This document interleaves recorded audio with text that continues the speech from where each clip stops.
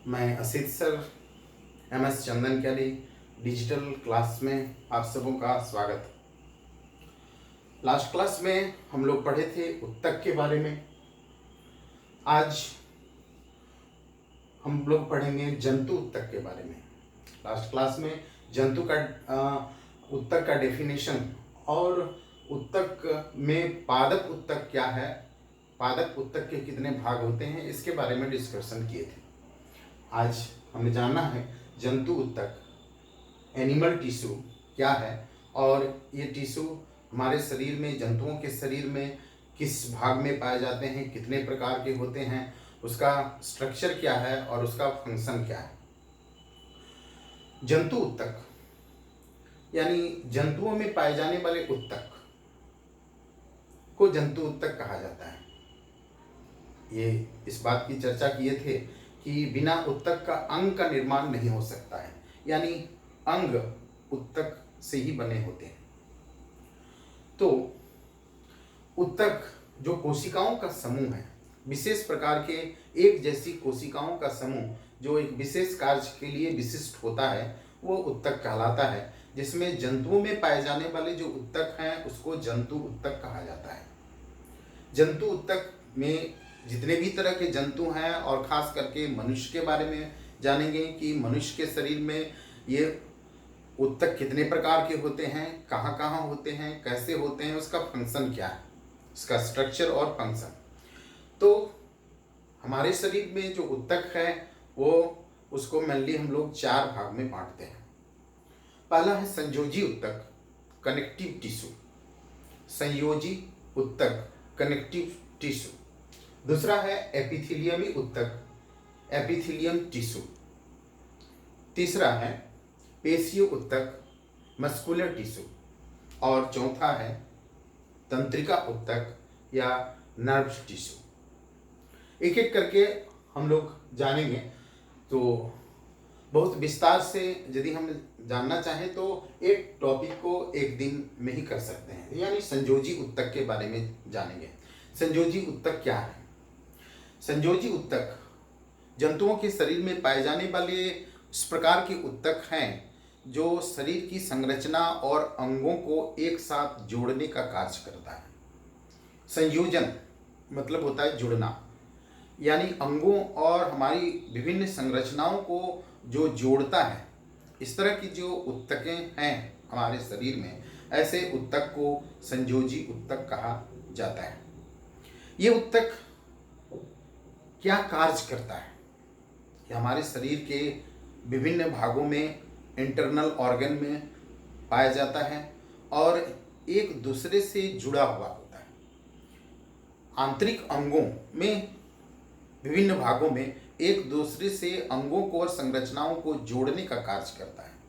ये जोड़ने के लिए इसमें विशेष तरह के जो अलग अलग तरह के संयोजी उत्तक हैं उसके बारे में जानेंगे। जिसमें पहला है तरल संयोजी उत्तक।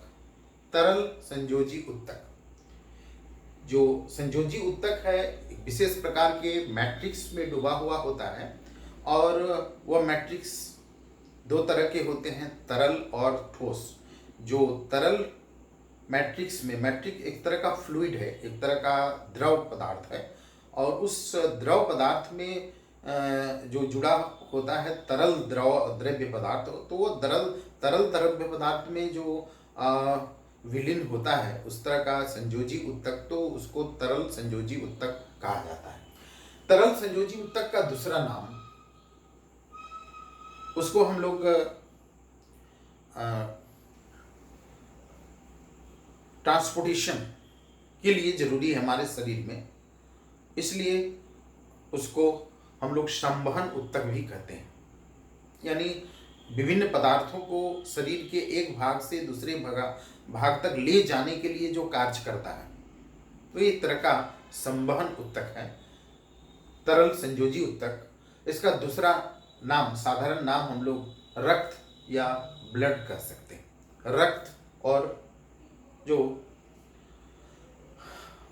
ब्लड है वो एक तरह का तरल संयोजी उत्तक है। दूसरा तरह का जो तरल संयोजी उत्तक है, जिसमें हमारे शरीर में और एक विशेष तरह का तरल पदार्थ होता है जिसको लिम्फ या लसिका कहा जाता है। लसिका या लिम्फ। इस तरह से हम जाने कि तरल संयोजी उत्तक दो प्रकार के हैं, एक रक्त और दूसरा लसिका।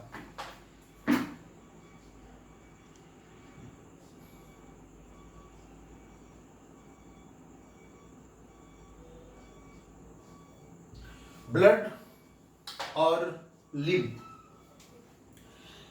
इसको अलग अलग करके हम लोग पढ़ेंगे। इसके अलावा जो ठोस मैट्रिक्स में विलीन होता है वो एक प्रकार के दूसरे तरह का संयोजी उत्तक है, जिसको हम लोग कंकाल उत्तक कहते हैं। कंकाल उत्तक, वो कंकाल उत्तक में और भी बहुत तरह के उसके भाग हैं, जैसे अस्थि।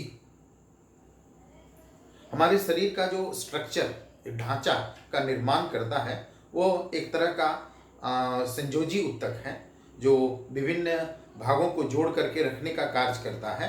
ये कंकाल उत्तक है। और कंकाल उत्तक के जो भाग हैं जिसमें अस्थि है, उपास्थि है।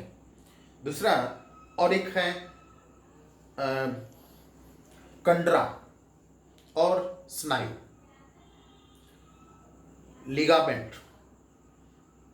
कंडरा, स्नायु, अस्थि, उपास्थि, ये संयोजी उत्तक, जिसमें से हम लोग पढ़े कि रक्त और लसिका ये दोनों संवहन उत्तक है और इसको कहा जाता है तरल संयोजी उत्तक।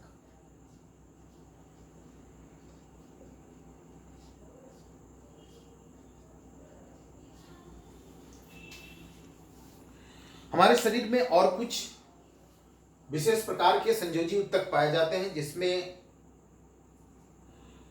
वसामय उत्तक, एडिपोज टिश्यू, और एरियोलर उत्तक, जो शरीर के विभिन्न भाग में जो गैपिंग है इंटरनल ऑर्गन में, उस गैपिंग को, उस रिक्त स्थान को भरने के लिए कुछ विशेष प्रकार की उत्तकें होती है, जिसको एरियोलर उत्तक कहा जाता है।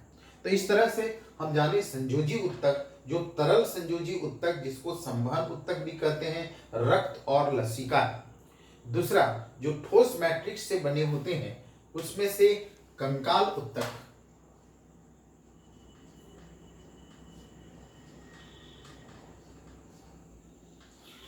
आज हम लोग चर्चा कर रहे हैं सिर्फ संयोजी उत्तक के बारे में। कंकाल उत्तक, इसके जो भाग हैं जिसमें से अस्थि,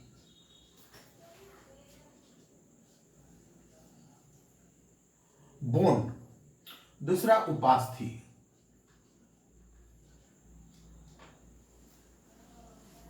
कार्टिलेज, इसका और जो भाग है जिसमें से हम लोग पढ़ेंगे कंडरा,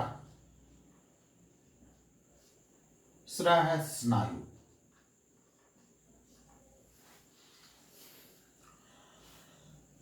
इसमें से एरियोलर उत्तक,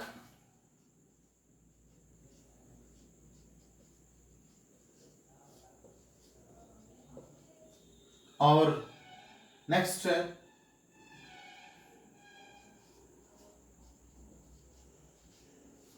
वसामय उत्तक, एडिपोज टिश्यू। हमारे शरीर के विभिन्न भागों में जो बहुत सारे हम लोग भोजन करते हैं, जिसका मेटाबॉलिज्म होता है, और मेटाबॉलिज्म में बहुत सारा जो डाइजेस्ट नहीं होता है वो हमारे शरीर के कोशिकाओं के बीच में जमा होता है, और वह एक वसा के रूप में जमा होता है।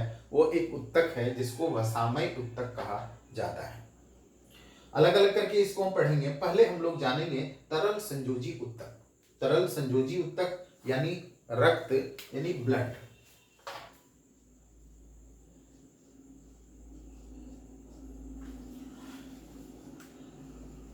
जंतुओं के शरीर का मुख्य बहुत महत्वपूर्ण भाग है रक्त, जो हमारे शरीर में ट्रांसपोर्टेशन का कार्य करता है। विभिन्न पदार्थों को हमारे शरीर के एक भाग से, एक अंग से दूसरे अंग तक विभिन्न पदार्थों को पहुंचाने का काम करता है, एक माध्यम। तो ये रक्त के बिना ये संभव नहीं है। तो हम लोग जानेंगे कि रक्त क्या है और रक्त के कितने भाग होते हैं। जानेंगे रक्त के दो भाग हैं,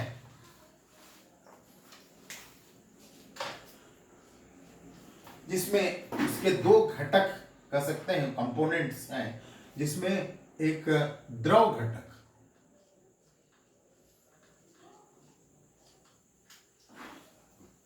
जो द्रव घटक है उसको हम लोग प्लाज्मा कहते हैं।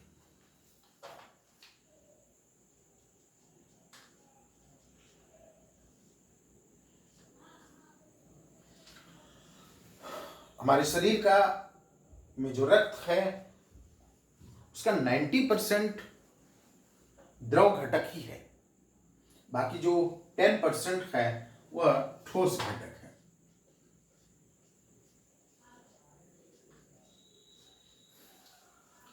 ठोस घटक में विभिन्न तरह के कण पाए जाते हैं या कोशिकाएं होती है। उस ठोस घटक के जो भाग हैं वो अलग अलग भाग हैं, जिसमें पहला है आरबीसी यानी लाल रक्त कोशिका या लाल रक्त कण।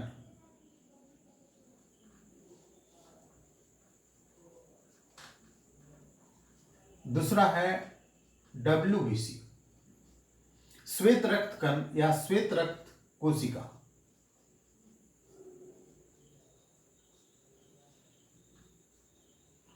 तीसरा है प्लेटिलेट्स या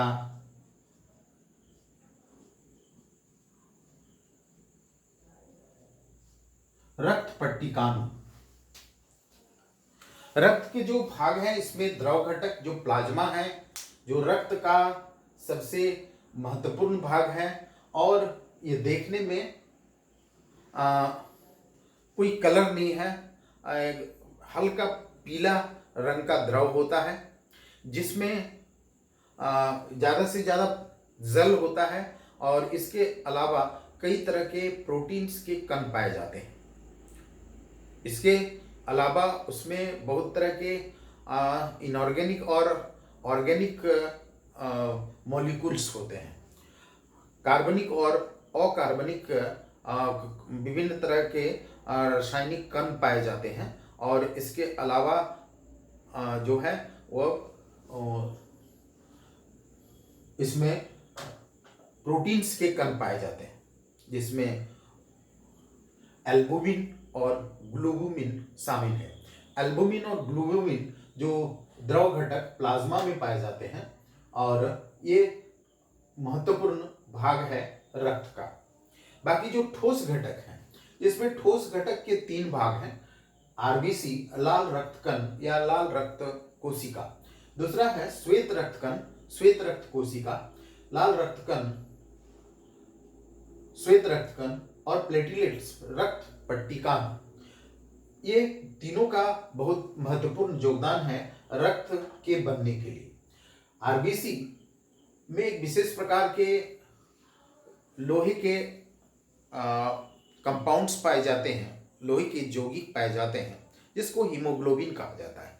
ये हीमोग्लोबिन लाल रक्त कोशिका में पाया जाता है। यह हीमोग्लोबिन यदि ज़्यादा है तो हमारे रक्त का जो विशेष करके काम है ट्रांसपोर्टेशन का, संवहन का, वो अच्छी तरह से हो सकता है। यानी ये कैरियर है विभिन्न पदार्थों का, जिसमें ऑक्सीजन और कार्बन डाइऑक्साइड का। तो आरबीसी में जो हीमोग्लोबिन है यह महत्वपूर्ण योगदान है और आरबीसी के कारण ही रक्त का रंग वास्तव में लाल होता है। यहाँ पर प्लाज्मा के कारण रक्त का रंग लाल नहीं होता है। यदि हम आरबीसी को हटा दें, बाकी सभी रहेगा, तो ये रक्त का रंग हल्का पीला होगा, लाल नहीं होगा। रक्त के लाल बनाने का कार्य हीमोग्लोबिन ही करता है और हीमोग्लोबिन या आरबीसी हमारी अस्थि मज्जा यानी अस्थियों के बीच में, अस्थि भी एक तरह का संयोजी ऊतक है। यह अस्थियों के बीच में बोन मेरो पाया जाता है। उस बोन मेरो में लाल रक्त कोशिकाएं बनती है और लाल रक्त कोशिकाएं या लाल रक्त कण का जो आयु है वो बहुत कम होता है। ज़्यादा से ज़्यादा ये 120 दिन तक ही जिंदा रहता है। पुनः फिर आरबीसी यानी लाल रक्त कोशिका बनता है और डिस्ट्रॉय होते रहता है। तो लाल रक्त बनने की क्रिया बहुत जरूरी है हमारे शरीर के अंदर, बोन मेरो में, अस्थि मज्जा में, और तभी हमारे शरीर का जो ट्रांसपोर्टेशन का कार्य है और संयोजी ऊतक का जो फंक्शन है, कार्य है, वो हो पाएगा। दूसरा है डब्ल्यूबीसी, श्वेत रक्त कोशिका या श्वेत रक्त कण, जो आरबीसी से ऐसे कम होता है संख्या में, और ये जो श्वेत रक्त कण है यानी कोशिका है, ये लाल रक्त कोशिका से थोड़ा सा बड़ा होता है। इसकी संख्या में कम होता है, लेकिन फिर भी जिसके शरीर में डब्ल्यूबीसी ज्यादा है यानी लाल श्वेत रक्त कण की संख्या ज्यादा है, वह बहुत ज्यादा उसके शरीर रोग प्रतिरोधक क्षमता उसमें बढ़ेगा। क्योंकि डब्ल्यूबीसी यानी श्वेत रक्त कण का काम है बाहर से शरीर के अंदर आने वाले जो रोग के कीटाणु हैं या माइक्रो ऑर्गेनिज्म है, जो हानिकारक सूक्ष्म जीव है, उसको वो नष्ट कर देता है और हमारे शरीर को निरोग बनाता है। यानी डब्ल्यूबीसी जिसके शरीर में ज़्यादा रहेगा वो ज़्यादा निरोग और ज़्यादा वह रोग से बचा हुआ रहेगा। ये हम लोग जाने आरबीसी जो लाल रक्त कोशिका है, ये हमारे शरीर के में जो हीमोग्लोबिन है जिसके कारण इसका रक्त का रंग लाल होता है और ये ऑक्सीजन और कार्बन डाइऑक्साइड का ट्रांसपोर्टेशन करता है, वो परिवहन करता है। दूसरा है डब्ल्यूबीसी जो हमारे शरीर के रोग प्रतिरोधक क्षमता को बढ़ाता है।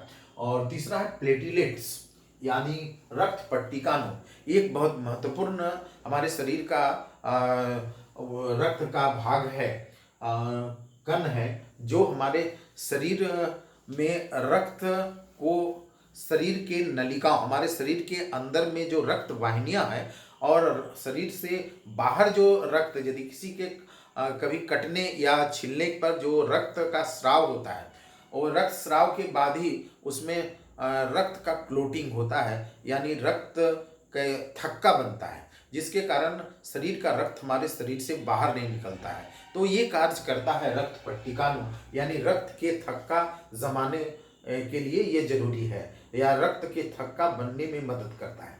इसमें विशेष प्रकार के प्रोटीन होते हैं जिसको फाइब्रिनोजन कहा जाता है, और फाइब्रिनोजन के कारण रक्त का जो स्राव होता है, रक्त जो बाहर निकलता है शरीर से बाहर, कहीं एक्सीडेंट होने पर, शरीर के किसी भाग के कट जाने से, छिल जाने से शरीर में जो रक्त की हानि होती है, उस रक्त की हानि को ये रोकने के लिए, थक्का बनने के लिए रक्त पट्टिकाणु बहुत जरूरी है।